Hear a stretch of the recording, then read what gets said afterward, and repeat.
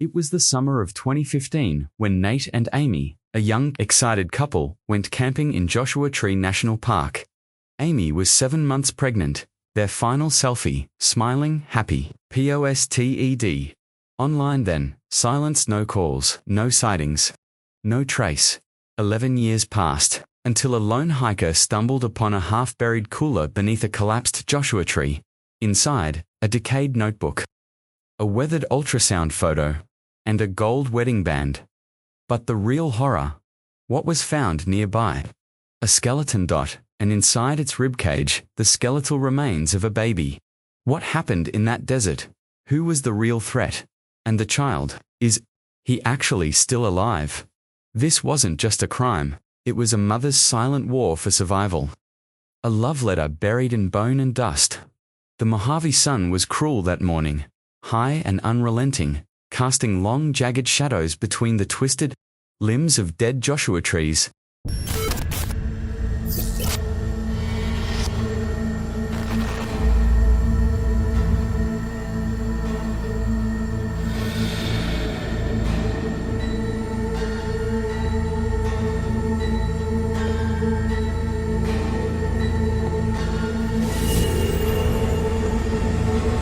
Jonah Wells hadn't planned on hiking past noon, but something about this path pulled him deeper into the silence. He had taken a wrong turn near the ridge, somewhere between the old firebreak trail and a forgotten ranger marker. The land here was quiet in a way that felt watched. Every footstep echoed, swallowed by dust and bone-dry wind. Jonah paused near a collapsed tree, its trunk split and blackened by time and lightning. He leaned down to tie his bootlace when he noticed it, a sliver of blue plastic poking through the sand. He brushed gently at first. The sand was tightly packed, almost like it had been intentionally buried. A cooler, old, sun-bleached, and covered in grime. Faded letters on the lid. Coleman, he hesitated. Something about it felt wrong, forgotten, left here with intention. Still, curiosity has always been louder than fear. He popped the lid open. The seal gave a reluctant hiss. The smell hit him first, not rot, just the scent of age, of something sealed too long. Inside, a sealed plastic bag with a bundle of papers, something metallic, and a folded piece of cloth.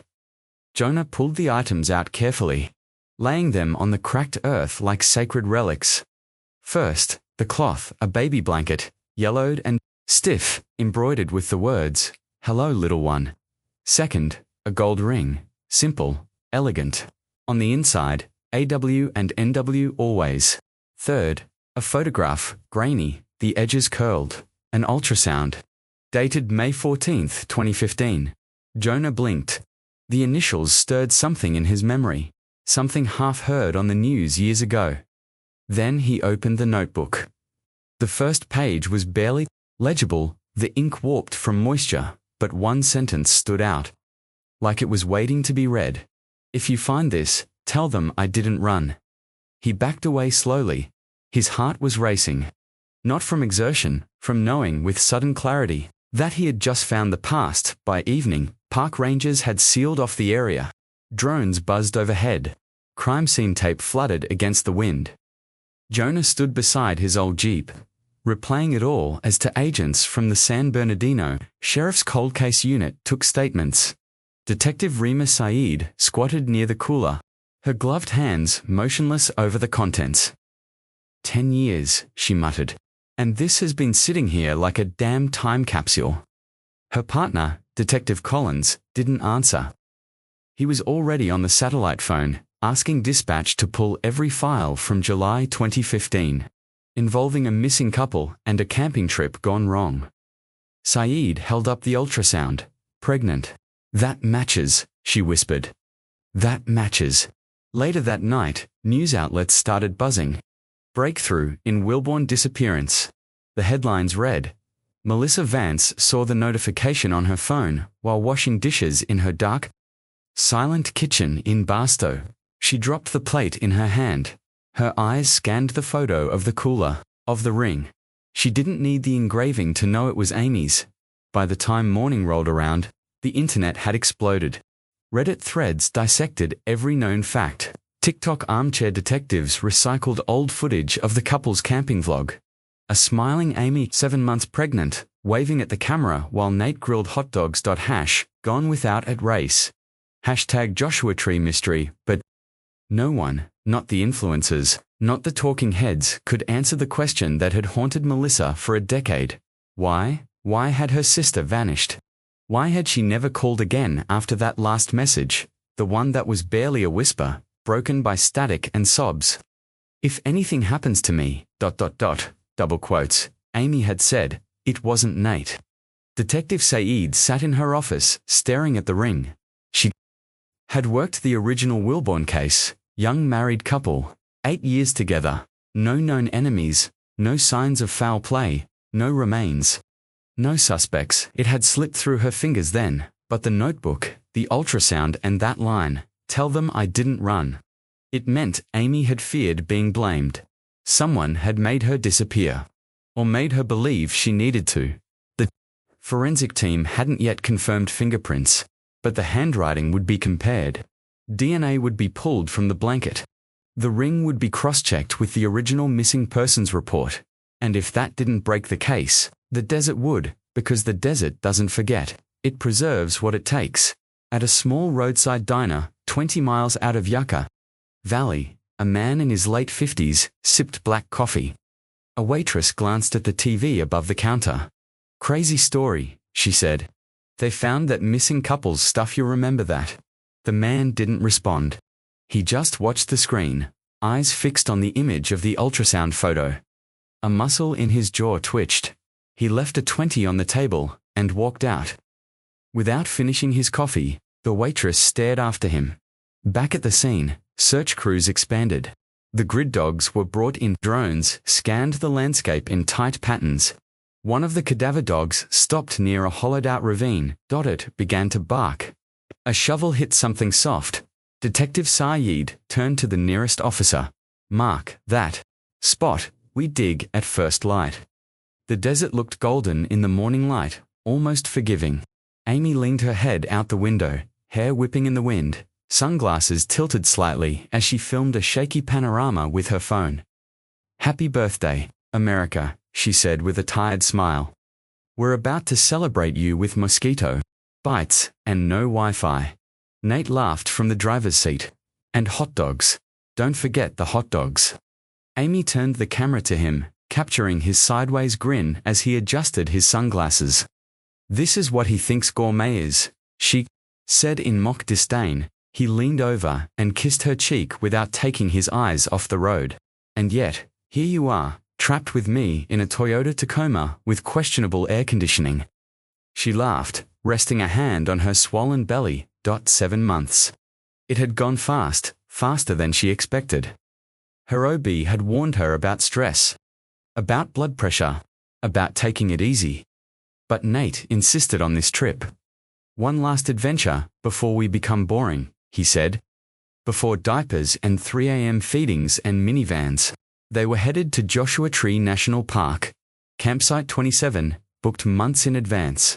No cell signal, no distractions, just them, the stars, and the quiet. Amy didn't argue, not out loud anyway. They arrived just before noon. The sun was already oppressive. Nate hopped out, stretching like a cat, while Amy stayed in the cab, finishing the granola bar she'd been nursing for the last hour. This the spot? She asked, squinting through the windshield. Double quotes. Yep, campsite 27, he said, pulling out his phone to take a photo of the wooden post. God's own oven. Amy chuckled and slowly climbed out.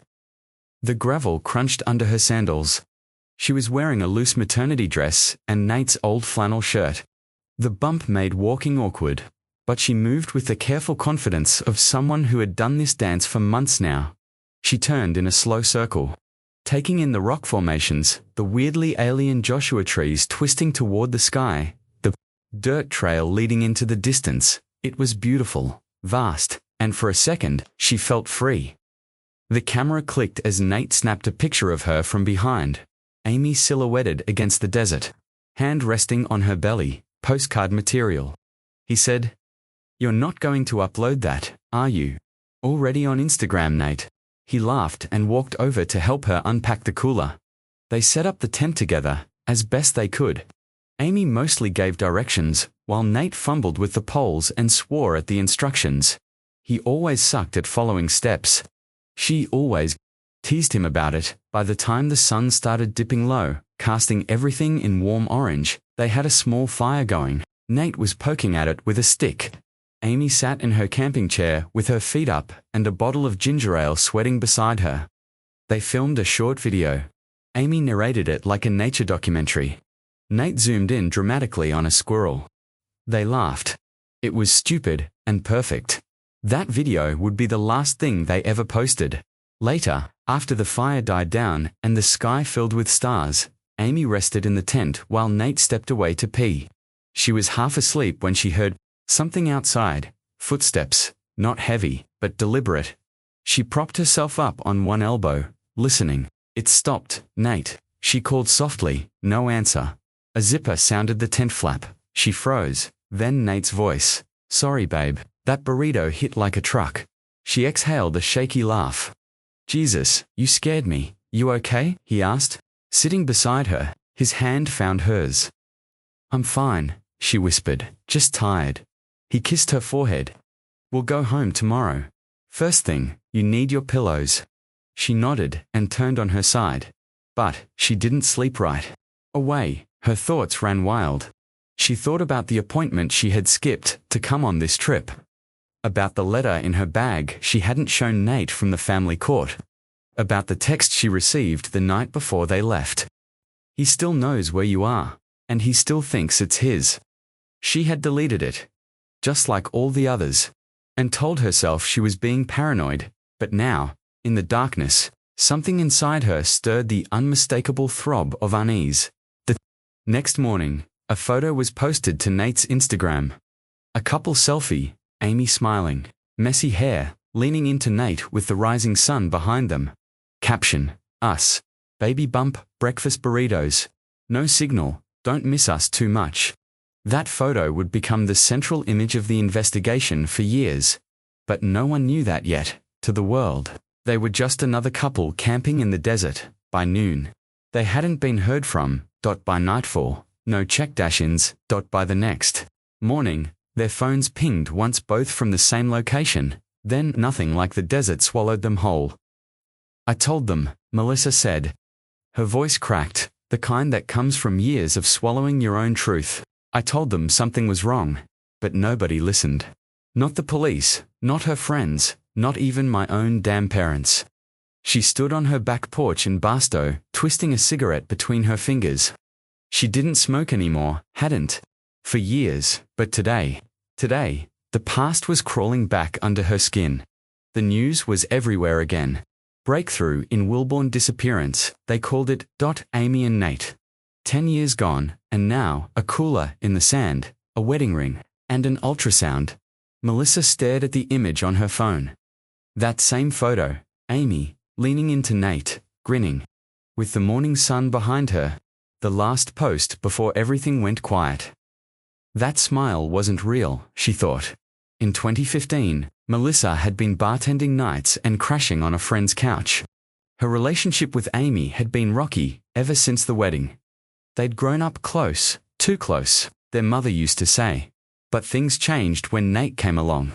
Suddenly, Amy was perfect, planning a picture book life. Melissa wasn't black. Sheep, she muttered to herself. Still, they'd reconnected. A little. Once Amy got pregnant, they'd text, sometimes call.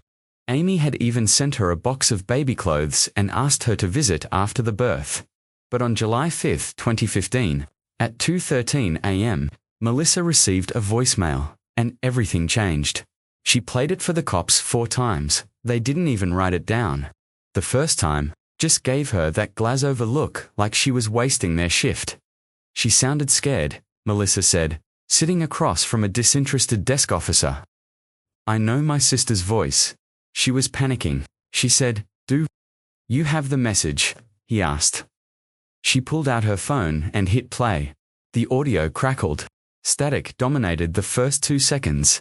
Then Amy's voice, trembling, breathy, close to tears. Mel, if anything happens, it wasn't Nate. Didn't please just tease cut off. I can't Mel, I think he's here. The message ended. Melissa waited. The officer blinked. Could be bad reception, he offered. She was in the desert, right? Melissa's mouth fell open. Did you not hear her? She said someone was there. She said Nate didn't. She said he might be there. That could mean anything. Melissa stood up, furious. You people don't give a damn, do you? The officer finally looked at her, really looked. Then he glanced at her tattoos, her ripped jeans. The no regrets patch on her denim jacket. That was all he needed. Ma'am, if they don't turn up in 48 hours, we'll file a report. Until then, it's not officially a missing persons case. 48 hours passed, then 72, then 5 days. When the police finally visited campsite 27, it was empty. Tent, gone. Cooler, gone. Tire tracks blurred by dust storms. The only thing left behind was a half-burnt receipt from a gas station 2 hours away. Melissa called every day, filed statements, sent the voicemail to every news outlet, every social media page she could find. She was blocked from 2 online forums for conspiracy posting. They painted me as the crazy sister, she told the detective 10 years later. Said I was just angry. Amy didn't invite me to the baby shower. Saeed, to her credit, listened, really listened. And when she heard the voicemail, she didn't blink. We'll get this reanalyzed, she said quietly. It's evidence now. Back in 2015, the media loved the Wilbourn case for about 5 days. Missing couple in Joshua Tree, pregnant woman, husband, disappear without a trace. They played the Instagram selfie, ran the footage of Amy fake narrating a squirrel chase. They did not play the voicemail, because Melissa's version didn't fit the happy couple goes missing in paradise narrative. Her story was messy, emotional, complicated, and worse. It suggested something sinister. She tried to warn them. She told them Nate wasn't perfect, that there were things Amy never said out loud but hinted at, that Nate had a temper, that he didn't like Amy talking to certain people. Melissa included Dot. She told them Amy had an ex who'd stalked her years ago, someone tied to their church who wouldn't leave her alone even after marriage. Did Amy ever mention a name? The detective had asked. No, Melissa said. But I could hear it in her voice. She was scared of someone, and it wasn't Nate. Melissa kept Amy's last text saved for years, deleted it, recovered it, deleted it again. Then she printed it out, just in case. July 2nd, 2015, 11:58 p.m. I hate lying. But I'm not doing this for me. I'm doing it for him. She still didn't know if Amy meant Nate Dot or the baby. The day the ultrasound photo hit the news in 2025, Melissa sat in her car and sobbed for 20 solid minutes. Because someone had buried it, wrapped in a blanket, and left it to rot in the sand. That meant someone knew, and someone wanted it to stay hidden. But now, it was out. And if Amy's voice could crawl out of that voicemail, out of that cooler, out of that hell, then maybe. Finally, so could the truth. Melissa stared at her reflection in the rearview mirror. Her eyes were red. Her lipstick was smudged. She didn't care. She started the car. Next stop, San Bernardino Sheriff's Office. They'd reopened the case. This time, they'd listen. They had to. The news cycle pivoted fast. One moment, Amy Wilbourn was the glowing, expectant mother in a desert tragedy. The next, she was the scorned wife. All it took was a whisper. A whisper from someone who claimed to know Nate Wilbourn better than the public ever had. Her name was Elise Granger. 30-4. Graphic designer, lived in Palm Springs, went to Cal Poly with Nate, and until now had stayed silent. Detective Rima Saeed got the call from Elise on a Wednesday morning. I know you're reopening the Wilbourn case. Elise said, her voice tight. I need to talk. It's about Nate. I should have come forward sooner. I thought it didn't matter anymore. Saeed met her in a quiet cafe, away from the noise of reporters swarming the precinct. Elise sat across from her, tapping her nails on the table. She looked nervous, defensive. I was sleeping with him, she said finally. While Amy was pregnant, that whole time, Saeed didn't blink. Start from the beginning. They had reconnected at a high school reunion 2 years before the disappearance. It started innocently, drinks, catching up, old inside jokes. Nate told her he was happy, that Amy wanted a baby more than he did, but he was warming up to the idea. Then one night, they kissed.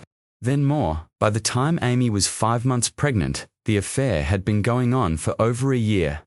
Elise said he'd come to her apartment some weekends under the excuse of work trips. He told me Amy didn't satisfy him anymore, she said. Bitterly said she was obsessed with the baby, that he felt invisible. Saeed listened carefully. Did he ever talk about hurting her? No, but he got dark. Sometimes he said he felt trapped, like fatherhood wasn't his idea of a life. Did he mention the trip to Joshua Tree? Elise hesitated. Yeah, a couple of days before, he said it was a reset button. His words said it might help him clear his head. That maybe, after this, he'd finally figure out what he wanted. Saeed raised an eyebrow. Did he say what that meant? Elise met her eyes. He was talking about leaving her. When the news broke, the internet didn't just react, it detonated. Reddit lit up with threads titled, "The Nate Affair Theory," "Pregnant Wife Equals Motive," and hashtag, "Justice for Amy." Someone dug up an old photo from Elise's Instagram. Nate, barely visible in the background at a concert 2 weeks before the camping trip. He'd told Amy he was visiting his father. The comment section flooded with rage. All this time he was cheating on a pregnant woman. Runaway theory is dead. He had motive. This guy killed his wife and unborn child and dumped them. In the desert, the public turned fast, so did the media. The next night Elisa's interview aired on local news, pre-taped, sanitized, still explosive. I didn't know he'd hurt her, she said, blinking back tears, but I should have known something wasn't right. He wasn't acting like a man in love. He was acting like a man who was suffocating. Melissa watched the interview from her couch, arms crossed, jaw clenched. Of course, there was another woman, she muttered. Amy knew. She never said it outright, but she knew. She opened Amy's last text again. The one from July 2nd, 2015. I hate lying, but I'm not doing this for me. I'm doing it for him. It wasn't about Nate. Melissa was sure now, it was about the baby. Detective Collins sifted through Nate's emails and call records. Newly obtained with a reopened warrant, there were dozens of emails to Elise under the subject line, Freedom, 1. Dated June 20th, 2015. Stuck out. I keep thinking about what life looks like after all this. You, me, no expectations, no diapers, just silence. Just us. Collins shook his head. Not exactly the nesting type. Saeed joined him, holding a sealed evidence bag. Inside was a USB drive, found beneath the tent area during the dig. Covered in dust, wrapped in cloth. Its contents. Dozens of photos, camping trips, beach days, the ultrasound, Amy laughing in a diner booth, glowing, unaware the man behind the lens was already pulling away. One folder was encrypted. They sent it to forensics. Back on social media, theories ran wild. Some insisted Nate killed Amy and buried her. Others believed Amy found out and killed Nate in a fit of rage. One viral theory suggested Amy faked her death and vanished with the baby to escape both men, Nate and her stalker ex. Somewhere in the noise, the truth waited, but no one could hear it yet. At the sheriff's office, Saeed pulled up Amy's digital footprint, DMS, emails, old forum posts. In one private message to a childhood friend, never sent, only saved, as a draft, Amy had written, I know about her, and I don't care, because I'm not fighting for him. I'm fighting for what's mine. Saeed read it twice. Who was she fighting against? She whispered, at the end of that week, the cadaver dog team uncovered something in the ravine near campsite 27. A shallow grave. Just one body. Male. Still wearing a wedding band. The ravine was shallow, barely 3 feet deep, but it had been enough. Nate Wilburn's remains were curled into a fetal position, bones brittle from years beneath the sand. The medical examiner confirmed the fracture on the side of his skull. Blunt force trauma. No sign of Amy. No trace of the baby. Just him, dead, alone. Buried like trash. Detective Saeed stood above the burial site as the forensic team worked, her boots sinking slightly into the softened edge of the dig zone. The wind was relentless, kicking up fine dust, whispering like ghosts across the rock. She took a long breath. 10 years, she muttered. And this place still doesn't want to talk? Collins crouched beside her, watching as technicians bagged fragments of decayed clothing. Whatever happened here? It wasn't spontaneous, he said. The burial was intentional. Careful. You don't dig a grave like that in the dark unless you came prepared. Saeed nodded, eyes still locked on the red earth. It was never a runaway, she said. Someone wanted Amy gone, or silenced. But Nate, he became a problem. That afternoon, they hiked up to the ridge overlooking Campsite 27, the last vantage point in the area not yet combed over. They almost missed it, wedged between the rocks. Partially swallowed by an overgrown creosote bush was a weathered trail cam. Battery dead, casing cracked. It wasn't park issued. It was a private model, the kind hunters used for game tracking. Saeed squinted at it, brow furrowing. Who put a private camera up here? Collins carefully bagged it. Better question. Who knew it was here and left it behind? Back at the lab, the techs recovered partial footage. The memory card had degraded badly. Some clips were corrupted, others completely lost. But one video remained intact. Dated July 4, 2015, 11:42 p.m. The angle was rough, distant, but enough. The Wilburn's tent came into frame, lit faintly by the dying fire. Shadows flickered. Amy could be seen sitting just outside the tent, rubbing her belly.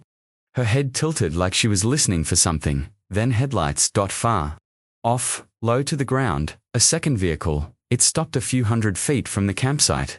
No engine sounds, no slamming doors, just movement. A lone figure, hooded, tall, approached on foot. Amy didn't see them, not at first. The figure lingered near the trees, watching. Then they stepped closer. Amy turned her head, stood up, took a step back. The fire flickered out. The footage went black. Collins leaned back in his chair, face pale. That wasn't Nate, he said. Saeed didn't respond. Her mind was already running. Ahead, there was someone else out there, and they weren't just watching, they waited. The crime scene unit swept the ridge again, this time treating the trail cam as a marker. 100 yards east, under a rock pile, they found an old backpack, sun-bleached. Inside, a burner phone, some protein bars, and a knife wrapped in duct tape. The serial number on the blade had been filed. Saeed ran the phone through cold case databases. No SIM card, but one outgoing call had been made from a nearby tower. 10 years ago, the number led to a burner voicemail, no name, no message, but the call was made at 11:59 p.m. The same night, the camera went dark, right after Amy stood up. Right after the fire went out, Melissa was called back in for questioning. She sat quietly in the interview room, hands folded in her lap, the voicemail from Amy still echoing in her head. She said, "He's here," Melissa repeated. Not Nate, she knew who she was talking about. "I think he followed them." Saeed leaned forward. "You mentioned once Amy was scared of someone from her past. From church?" Melissa nodded. "Yeah, she never gave me a name, but she was terrified. Said he used to call her God's gift, like she was meant for him." "Stalker. More like a parasite with a Bible," Melissa said bitterly. "The type who hides behind scripture and control.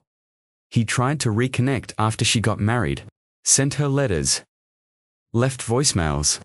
One time, he even showed up at her old apartment and left a teddy bear on her windshield." "Did she report it?" Melissa shook her head. She didn't want Nate to know. Said he wouldn't understand. The puzzle shifted. The theory had always been binary. Either Nate killed Amy, or Amy vanished to escape Nate. But now, a third figure. A stalker, a second vehicle, a silent watcher in the trees. The trail cam footage was enhanced. Forensic software pulled contrast and lighting. Still blurry, still distant, but one frame showed the hooded figure, turning briefly toward the ridge. Not enough for a face, but enough for a posture, a limp. Barely noticeable. SAYEED sent the footage to a private analyst in LA. She needed more, she needed a name. The sand had buried almost everything. Tire tracks, DNA, clothing, but not the camera, not the footage, and not the silence. That night, Saeed sat in her apartment, staring at the enhanced photo on her laptop screen.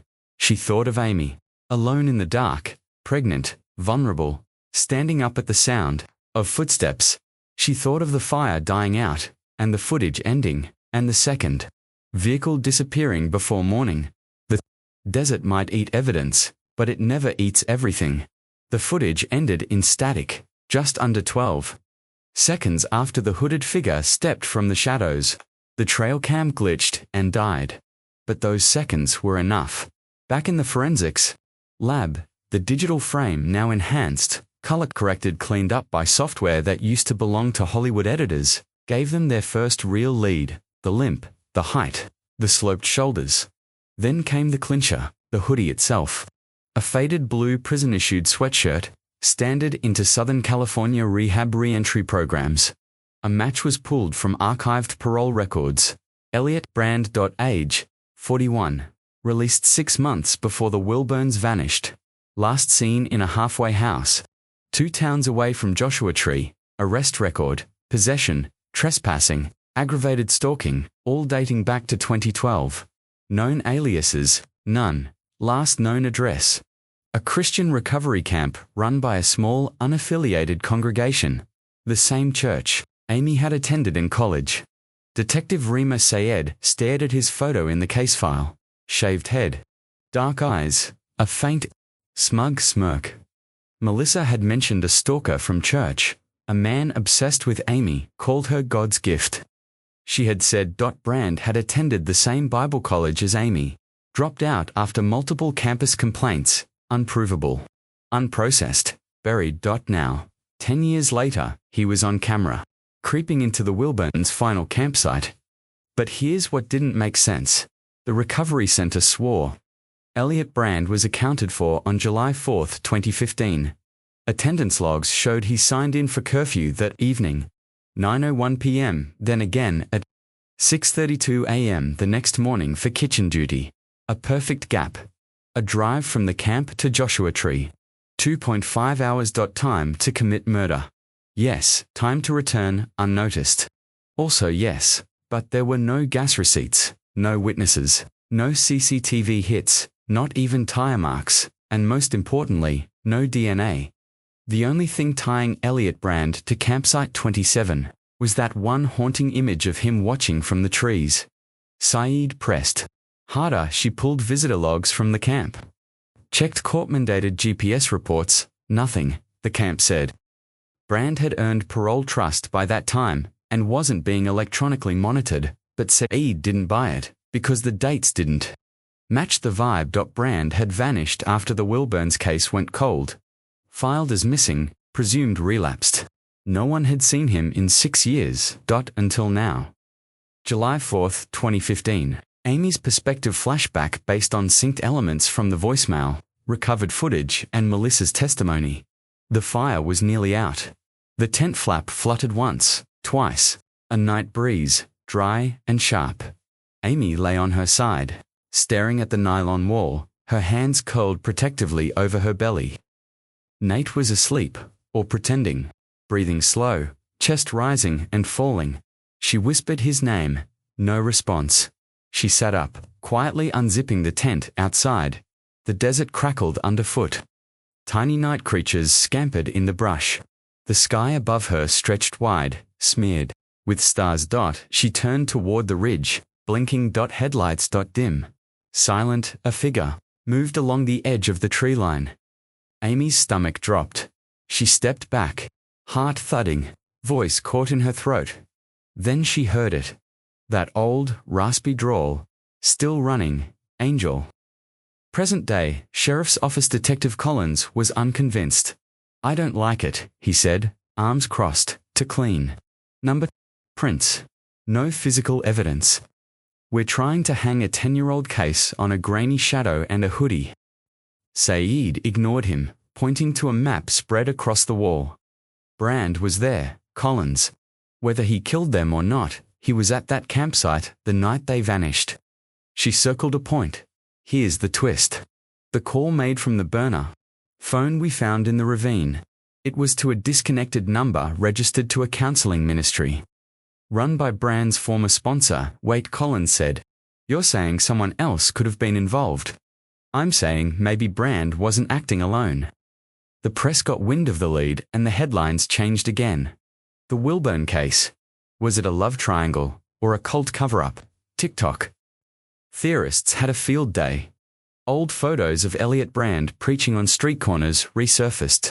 Blurry footage of him handing out tracts outside a women's shelter went viral. One forum even claimed he had been seen at Amy's college graduation. Watching from the back row, Melissa read all of it and didn't sleep that night. Not because of what people were saying, but because of what she remembered. Amy had mentioned him once. Not by name, but by description. He shows up sometimes, says God told him, I'm supposed to be his family. That the baby is his redemption. Melissa had dismissed it then, chalked it up to Amy being anxious, emotional. Now she realized it was a warning she hadn't understood, back at the lab. The encrypted folder from Nate's recovered USB finally cracked. Inside were voice memos. Dozens of them. Nate, talking to himself. Therapy sessions maybe. Journaling, confession. One stood out. I don't think she trusts me anymore. She's pulling away. She won't tell me what's wrong. I asked her who keeps texting her. She said it was no one, but I saw the name, Elliot. He sighs. If I ever find out that bastard's near her again, I swear. The recording ends. Saeed leaned back in her chair. The weight of the case heavy on her shoulders. Elliot Brand was the thread, but the whole sweater was still unraveling. Nate had secrets. Amy had fears. Melissa had warnings. And the desert, it still had Amy. Somewhere Melissa was done biting her tongue. She'd kept the name to herself for 10 years, because Amy asked, because nobody believed her before, because it was too dangerous. But now Nate was confirmed dead. Now the photos were out. Now they had footage, and now someone else's shadow was falling across the case. So she said it. His name was Caleb Ryland. He's the one Amy was scared of. Not Nate, not Brand. Caleb, detective. Saeed stared at her, pen frozen midair. Melissa nodded slowly. She never used his full name. She called him, the one who never let go. But I knew who she meant. He's the pastor's son. Everyone in that damn church knew Caleb had issues, but no one wanted to deal with it, because he wore a cross and smiled wide. Caleb Ryland, 30-8. Youth counselor, church pianist, currently runs Hearts Restored Ministries, a counseling program for at-risk young men. Son of Reverend Elijah Ryland, founding pastor of Shepherd's Gate Community Church. The same church Amy had attended from ages 16 to 23. The same church Elliot Brand had joined during his rehabilitation. And the same church where 3 young women had filed unsubstantiated concerns against Caleb Ryland in 2013. No police reports. No follow-up. All quietly handled in-house. Handled, Saeed said aloud, rereading the file. They buried this. Collins nodded grimly. No criminal charges. Just moral failings and a brief sabbatical in 2014. That's the year Amy got married. Exactly. Saeed and Collins drove out to Shepherd's Gate on a Tuesday morning. A Whitechapel with red brick walls sat at the edge of town, wrapped in manicured lawns and a gated parking lot. Birds chirped. Someone had hung fresh scripture banners. Inside. The front desk secretary smiled like she didn't read the news. Double quotes, yes. Pastor Caleb's in his office, she said, as if being interviewed in a double homicide case were a casual walk-in appointment. He's been praying over this situation, you know? So heavy on all our hearts. Caleb Ryland was younger looking than his photos. Lean polished, charismatic in that curated Instagram pastor kind of way. Neatly trimmed beard, rolled up sleeves.com smile. He offered his hand to Saeed. She ignored it. We're reopening the Wilborn case, she said. You knew Amy Wilborn? His face changed. Just slightly. A practiced flicker of solemnity. Yes, I counseled her briefly. A long time ago. How long? 2 sessions, maybe 3. She was confused, scared. I think she misunderstood our dynamic. Collins folded his arms. What kind of misunderstanding are we talking about? Caleb shrugged. You'd have to ask her. I just tried to pray with her. I never touched her. Not that it would matter now. Everyone wants to turn counselors into predators. Saeed didn't flinch. Did you know she was pregnant when she vanished? I saw the news. Tragic.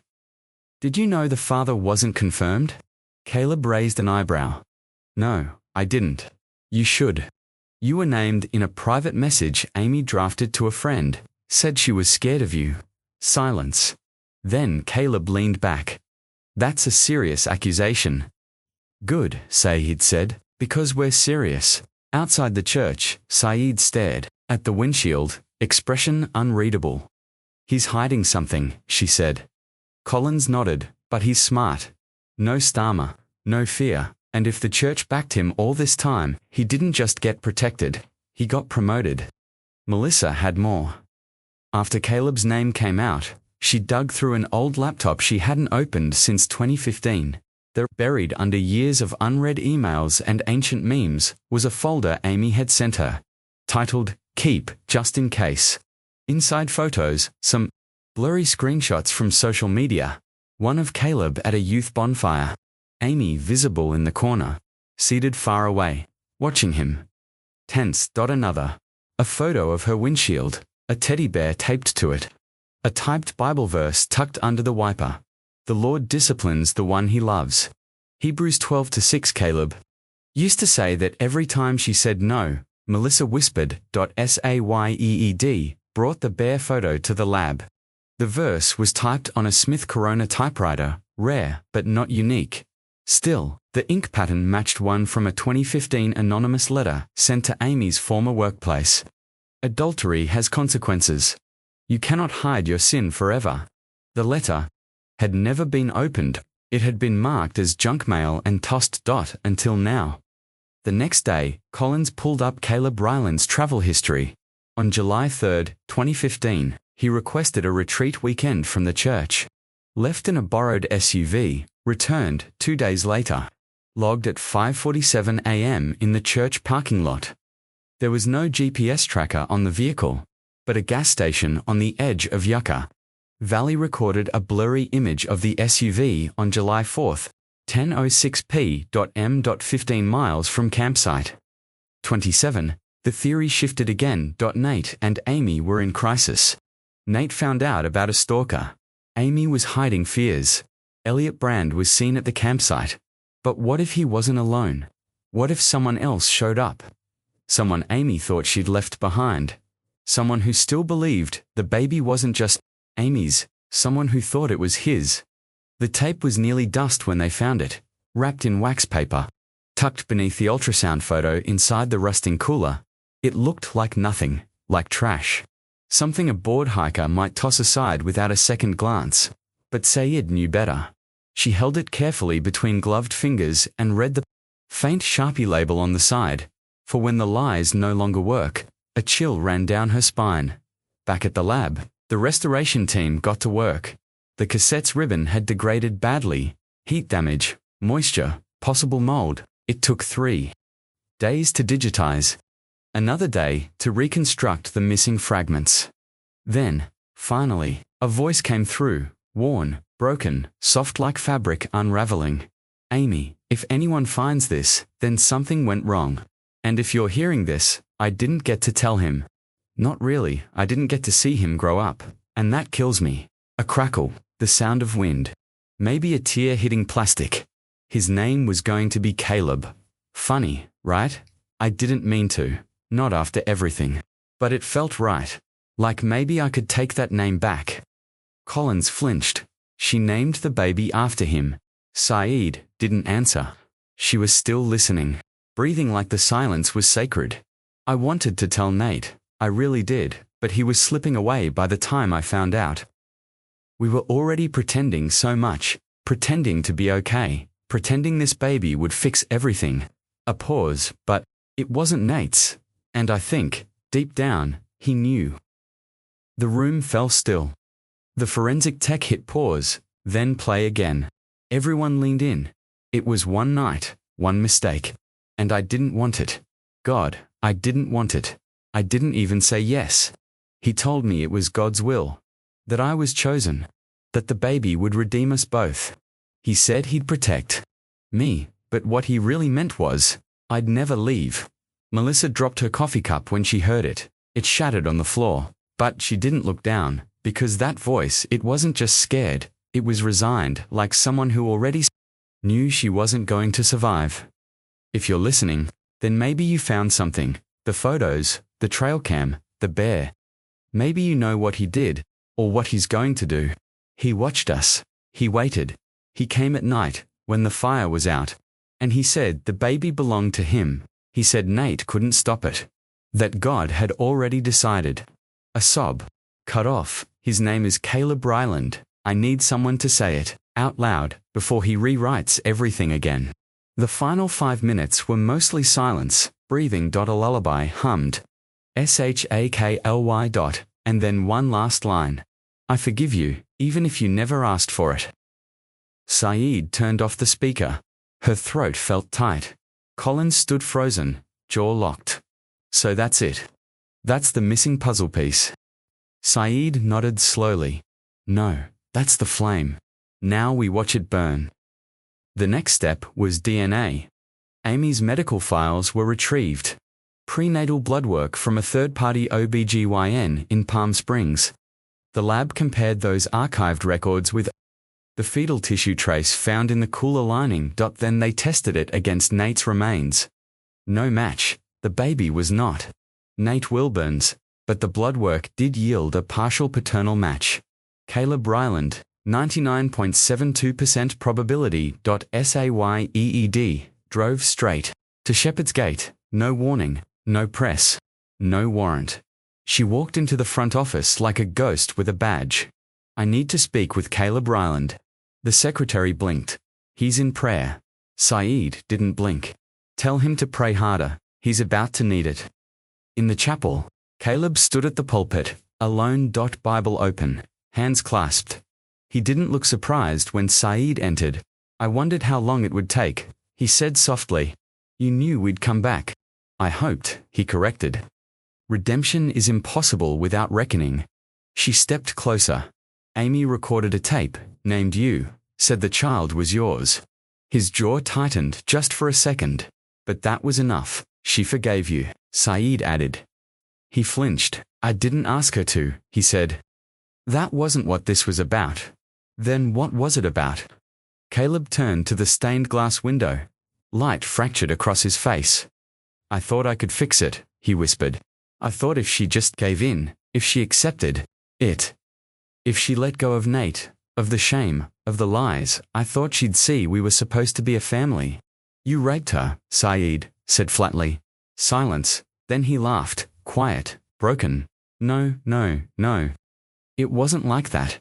She just didn't understand. She fought it. But God forgives confusion.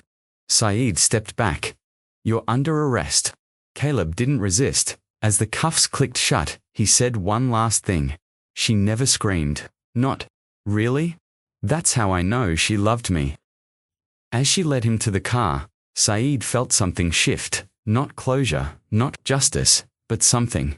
The static had cleared, Amy had spoken, and someone had finally listened. The sun broke. Hard over campsite 27, bleached. Gravel, twisted trees. The scent of juniper, and something else, something older, sour, and disturbed. The excavation crew was quiet now. The ground-penetrating radar had pinged. A faint signature buried beneath years of desert wind. When they unearthed it, the bones told a familiar story, curled, defensive posture, blunt force trauma to the skull. It was Nate, Wilborn. Not a trace of Amy. Not a hint of the baby. Detective Saeed knelt beside the grave. Not much had changed since they found the first signs weeks ago, except this time, there were answers. And yet, somehow, more questions. Forensics confirmed what the initial analysis had hinted. Nate died sometime between 11:50 p.m. and 1:30 a.m. the night of July 4th, right after the trail cam caught the hooded figure, right before Amy's phone went dark. So he was killed first, Collins said, arms folded. Saeed didn't look up. Maybe. No defensive wounds, no signs of struggle, nothing under the fingernails. Doesn't mean it wasn't personal. The narrative had begun to fracture. Caleb Ryland was in custody. The cassette tape had painted him as Amy's predator, delusional, obsessed, and convinced the baby was divine. But Nate was the one buried. And Amy. Still air. Still missing. Maybe she ran, Collins offered as they drove back from the site. Maybe Caleb killed Nate, and she took the baby and fled. It would explain the cooler, the tape, the ultrasound. Like she meant to come back, but never did. Saeed didn't respond. She kept her eyes on the horizon, watching how the desert swallowed footprints before they were even made. If she ran, she finally said, why dig a grave? At the station, Melissa waited, white-knuckling a worn envelope. It was in her locker, she said.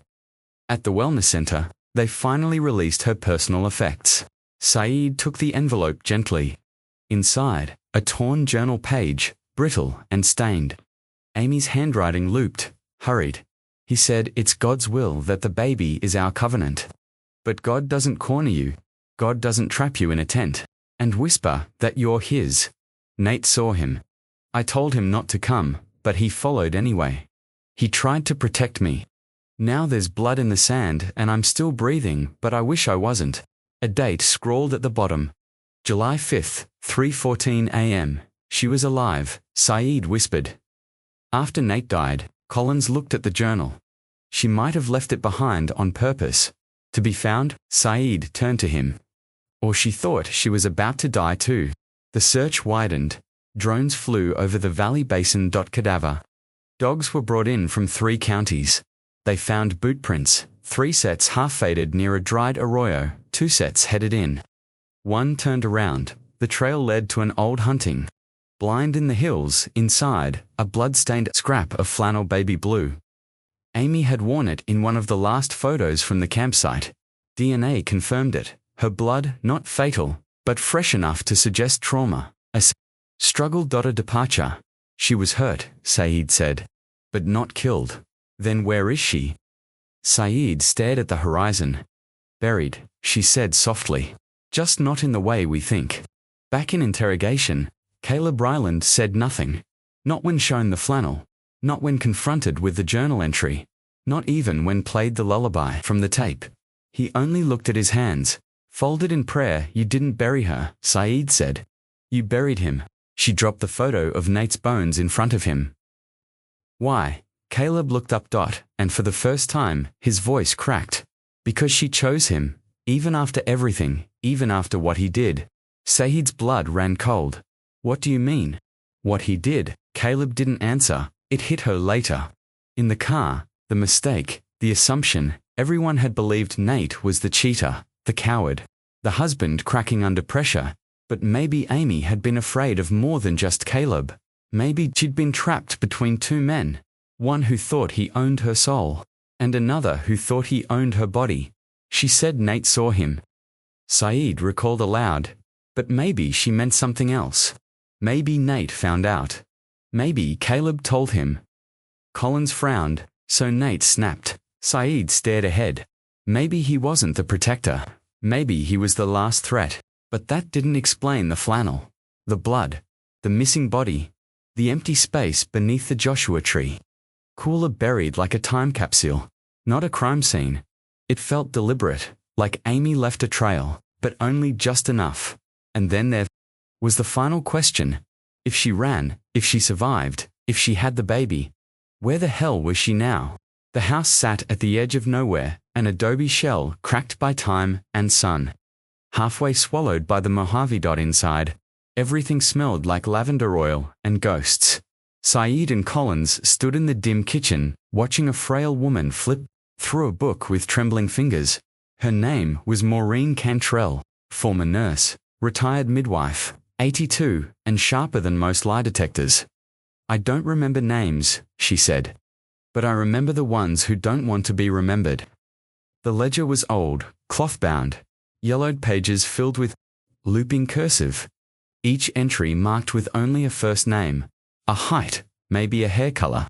No legal documentation, no insurance. All off the record. "She came around July 6th, 10 years back," Maureen murmured. "Late, almost 2 a.m., she looked like hell, bleeding, limping, 7 months along, and shaking like she'd been hunted." Saeed hand twitched, "And she was alone." Maureen nodded.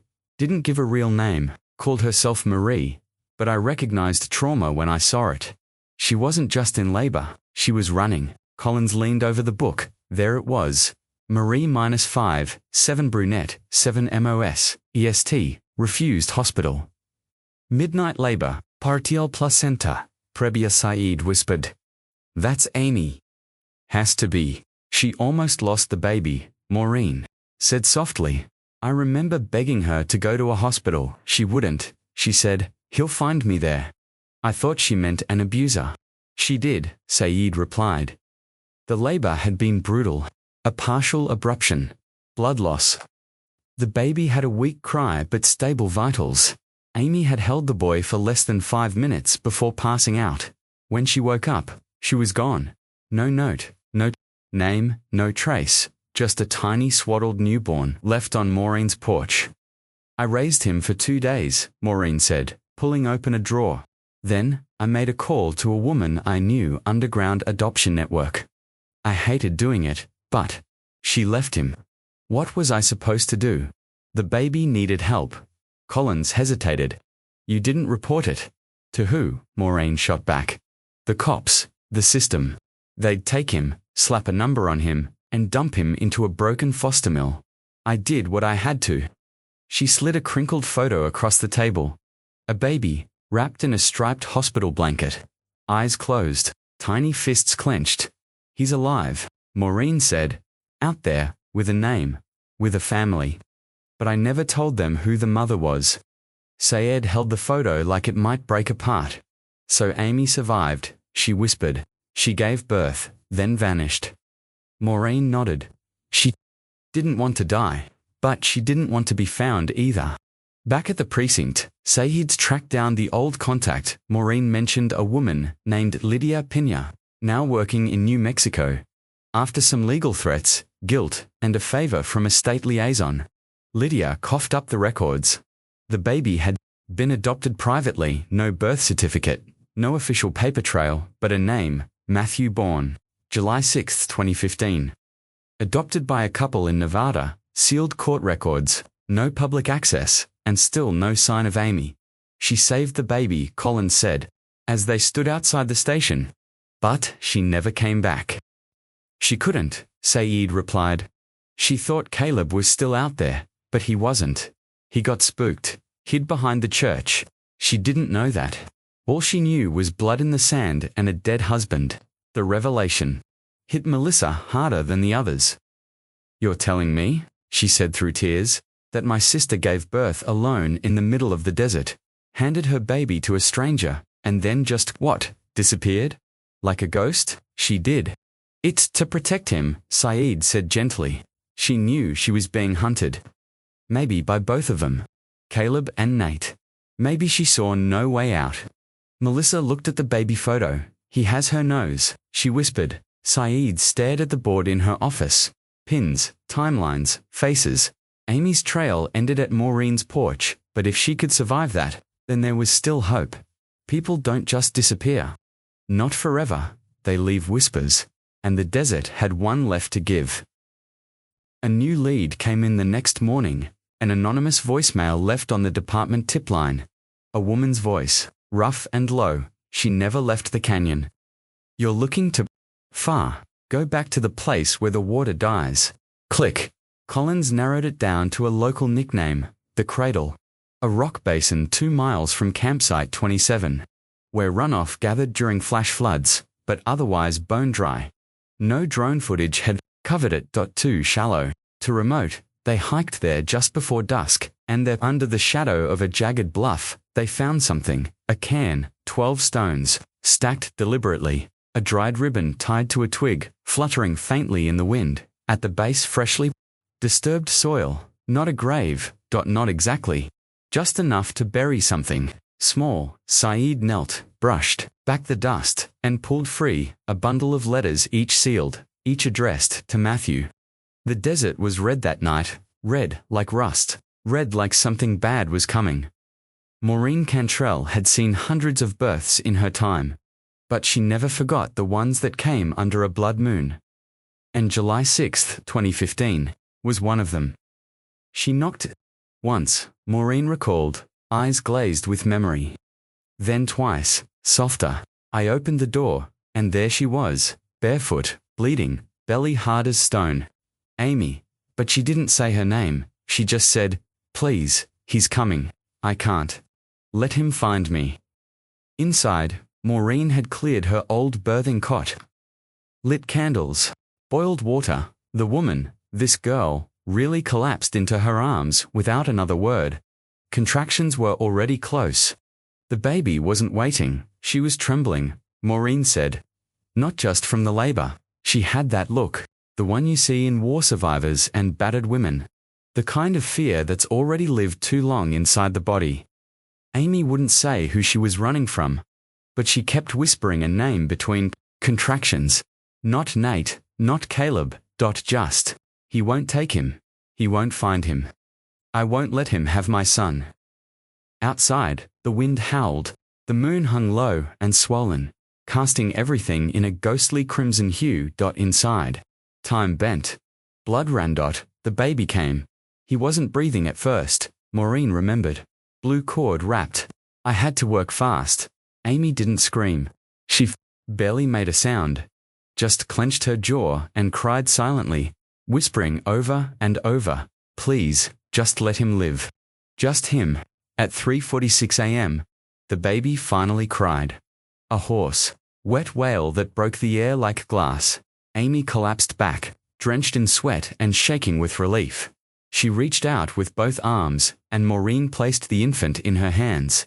She held him like he was already slipping away, Maureen said. She looked at me and whispered, "His name is Matthew. He's mine. No one else's. Not his. Not God's. Mine." But something changed before dawn. Amy grew quiet, detached, like the fear had caught up. She told me she couldn't stay, Maureen said. She thought she'd been followed, that he was close. Maureen tried to stop her, tried to reason, tried to offer safety. But Amy was already halfway out the door before the sun kissed the mountains. She left barefoot again, blood-soaked jeans, flannel shirt tied around her waist, baby tucked in a crocheted blanket. Maureen had stitched 20 years ago. She kissed his forehead, looked back once, and said, "If I don't come back, tell him I loved him first." Then she was gone. Saeed sat across from Maureen, tape recorder, blinking red. "That was the last time you saw her?" Maureen nodded slowly. "Alive, yes." Saeed looked down at the now-sealed evidence bag on the table, containing the blanket Amy had wrapped Matthew in. Faint stains, threadbare edges. "It's her," Saeed said.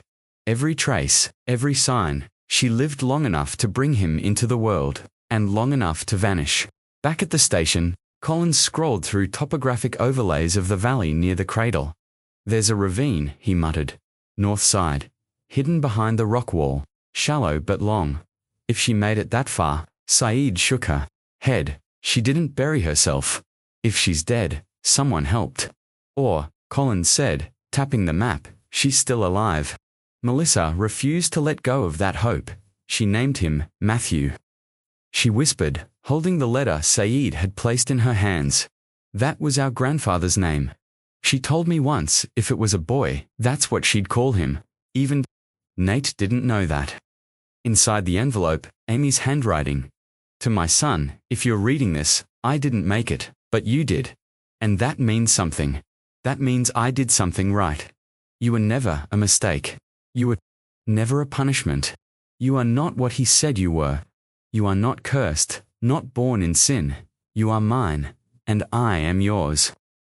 Maureen's story, the journal page, the tape, the ultrasound, the adoption record. The threads were coming together now, but one thread was still missing: Amy's final step, her exit from the map. That night, Saeed returned to the cradle alone. Moonlight spilled across the desert like spilled milk, soft, pale, silent. She stood by the cairn where the letters had been buried, listening. Then she walked, guided by instinct more than GPS. Just past the edge of the basin, she found a second cairn, smaller. 3 stones. At the base, an indentation. Not a grave, a shelter. She knelt inside. Another envelope, sealed in wax, no name. Just the words, "I am still here." It was a Tuesday when the alert hit the system. A routine cross-reference from the National Missing Persons Database. One of millions. Processed by algorithms and mostly ignored. But this one lit up red. Mitochondrial DNA match. Maternal link to Amy Wilborn. The match came from a medical screening in Silver Falls, Utah. A rural pediatric checkup, logged in a mobile clinic. Databased at the child's name on paper was River Lane. 10 years old, homeschooled, no formal birth certificate, no social security number, no immunization. Records until this year, and now, connected to a missing woman, presumed dead for a decade. Saeed didn't breathe for a full 10 seconds. "Matthew," she whispered, "it's him." They found him just after sunset, playing near a rusted-out swing behind a faded trailer in the Utah scrublands. He wore second-hand sneakers, a green hoodie, too big for his frame. And when they said his name, River, he didn't run. He tilted his head, owl-like. "You're here for my mum, huh?" he asked. Saeed's heart cracked like glass. Inside the trailer, they found a woman in her mid-30s, thin, hollow-eyed, blonde hair dyed unevenly. A woman who wasn't Amy. She introduced herself as Becca Shaw, River's aunt. Said the boy's parents died years ago. "Car accident," she muttered, cigarette twitching in her hand. "Amy left me the baby. I raised him best I could. We kept off the grid, like she asked." Saeed didn't blink. "Where is she, Becca?" Becca. Lips tightened. "She's gone." "You're sure?" "No," Becca said quietly. "But she never came back." The inside of the trailer was sparse but tidy. No photos, no keepsakes. One drawer locked. Collins popped it open with a screwdriver. Inside, a folded map of Joshua Tree National Park. A locket containing a curled lock of dark hair, and 6 handwritten letters, each signed with a different name. But all the handwriting matched. Amy. The letters were instructions. Don't put him in school. Keep him off social media. No photos. Use the name River, not Matthew. Tell him I died if you have to. Just don't let them find him. And one final postscript. If this letter is being read by anyone but Becca, I'm gone. Protect him, please. Don't let him become what they wanted him to be. At the station, River sat calmly, watching a lava lamp bubble on Saeed's desk. "Do you know who your real mother was?" she asked. River looked up, sharp brown eyes, wide and ancient. "She used to hum when she thought I was asleep." He said songs with no words. Sad songs. I knew she was scared. I just didn't know what of. "Do you remember her face?" River nodded. All quotes. "Do you remember her name?" He paused, then, "Not the one she told people, the one she whispered." Saeed leaned in. "What was it?" He blinked. "Amy?" The court moved fast after that. DNA was ironclad. Handwriting confirmed.